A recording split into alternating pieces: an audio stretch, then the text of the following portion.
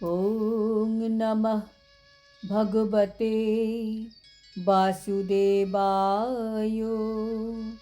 শ্রীমদ্ ভগবদ গীতা দ্বাদশ অধ্যায় ভক্তিযোগ। হরে কৃষ্ণ। আজ আমরা ভক্তিযোগের 15 নম্বর শ্লোকটি শুনব। যস্মান্ন উত্তেজতে লোকো লোকান্ন উত্তেজতে চ যঃ হর্ষমর্ষভয়োদ্বেগৈর্মুক্তঃ স চ মে প্রিয়ঃ। অনুবাদ: যার থেকে কেউ উদ্বেগ প্রাপ্ত হয় না, যিনি কারোর দ্বারা উদ্বেগ প্রাপ্ত হন না এবং যিনি হর্ষ, ক্রোধ, ভয় ও উদ্বেগ থেকে মুক্ত, তিনি আমার অত্যন্ত প্রিয়। তাৎপর্য: ভগবান এইভাবে বলছেন, কাউকে যিনি উদ্বেগ দেন না, কেউ তাকে উদ্বেগ দেবে না। এর বিপরীত সত্য, যিনি সবাইকে হম্বিতম্বি করে উদ্বেগ দেন, তিনিও সবসময়ই উদ্বেগের মধ্যেই থাকেন। তাই কাউকে উদ্বেগ না দিলে আমরা ক্রোধ, হর্ষ, ভয় থেকে মুক্ত থাকতে পারব। ভক্তের সব সময় সতর্ক থাকা উচিত যে আমার দ্বারা কেউ যেন উদ্বেগ না পায়। ভক্তের আরও কয়েকটি গুণের কথা এই শ্লোকে ভগবান বর্ণনা করেছেন।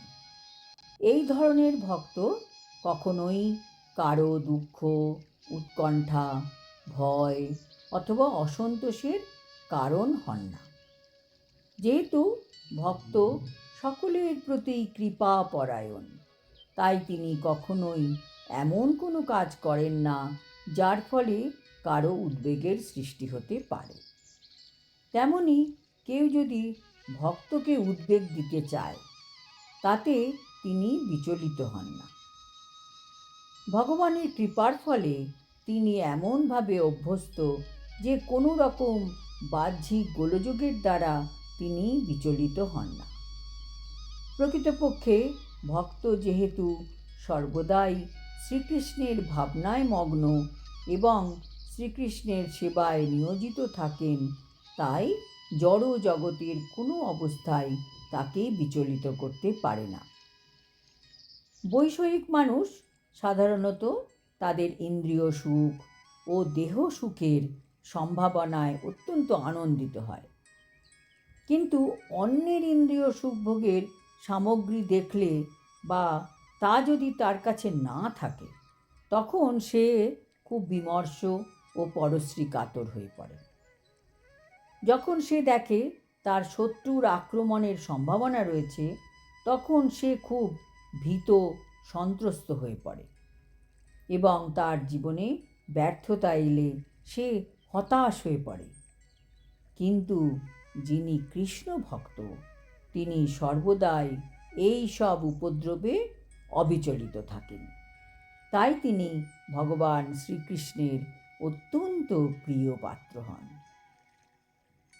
এই কলিযুগে উদ্বেগহীন মানুষ খুঁজে পাওয়া বড় মুশকিল, কিন্তু একমাত্র ভক্তের মধ্যেই সেটি দেখা সম্ভব। আজ এই পর্যন্ত।